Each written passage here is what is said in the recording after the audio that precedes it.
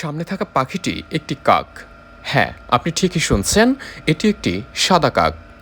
আমরা সাধারণত কালো রঙের কাক দেখে অভ্যস্ত, তাই তো প্রশ্ন জাগতে পারে, কাক কি কখনো সাদা হতে পারে? হ্যাঁ, হতে পারে।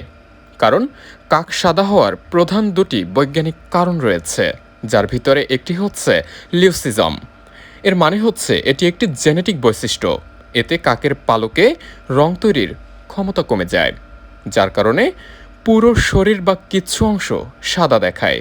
তবে চোখের রং কিন্তু স্বাভাবিকই থাকে। আর দ্বিতীয় কারণ হচ্ছে অ্যালবিনিজম, যেটি খুবই বিরল। এতে মেলানিন সম্পূর্ণ অনুপস্থিত থাকে, যার কারণে কাক পুরো সাদা হয় এবং চোখ লালচে বা গোলাপি হয়। এখন প্রশ্ন জাগতে পারে, সাদা কাক কি সাধারণ? উত্তর হচ্ছে না। সাদা কাক অত্যন্ত বিরল।